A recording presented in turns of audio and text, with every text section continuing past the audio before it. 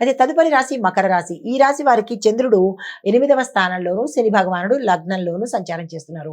ఈ సంచార ఫలితాలు అనుకోని మార్పులు మీకు సంభవించే అవకాశం కనబడుతోంది. ఆరోగ్యం మీద శ్రద్ధ పెట్టే ప్రయత్నం చేసుకోండి.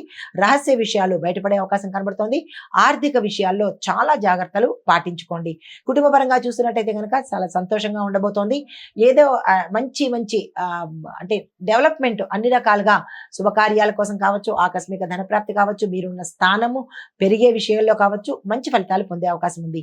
మీకు చెప్పదగిన పరిహారము శివుడికి నల్ల నువ్వులు కనుక అర్పించినట్టయితే మంచి ఫలితాలు పొందే అవకాశం ఉంది. తదుపరి రాశి కుంభరాశి. ఈ రాశి వారికి చంద్రుడు 7వ స్థానంలోను, శని భగవానుడు 12వ స్థానంలోను సంచారం చేస్తున్నారు. ఈ సంచార ఫలితాలు దంపతుల మధ్య సఖ్యత ఏర్పడడంతో పాటు వ్యాపారంలో భాగస్వామ్య లాభాలు కూడా వచ్చే అవకాశం ఉంది.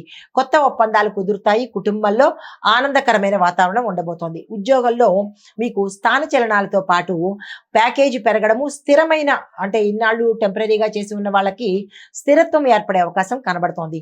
అయితే మీకు చెప్పదగిన పరిహారము గణపతికి ఆలయంలో అంటే గణపతి వినాయకుడి ఆలయంలో స్వామివారికి 5 ప్రదక్షిణలు చేసుకొని 5 అరటిపళ్ళు కానీ 5 మోదకాలు కానీ నివేదనగా చేసినట్టయితే కనుక గ్రహరీత్యా కానీ గోచారరీత్యా కానీ ఏవైనా అడ్డంకులు ఉంటే అవి తొలగిపోయి సానుకూలమైన స్పందన కలిగే అవకాశం కనబడుతోంది. తదుపరి రాశి మీనరాశి. ఈ రాశి వారికి చంద్రుడు 6వ స్థానంలోను, గురువు 3వ స్థానంలోను సంచారం చేస్తున్నారు.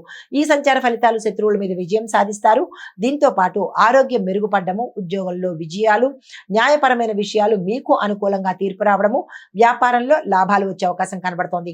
మీకు చెప్పదగిన పరిహారము విష్ణు ఆలయాలకి దర్శించడంతో పాటు అక్కడ మీ పేరిట స్వామివారికి తులసి మాలతో అంటే తులసి మాలను ఇవ్వడము అంటే స్వామివారికి ఇచ్చే ప్రయత్నం చేయండి.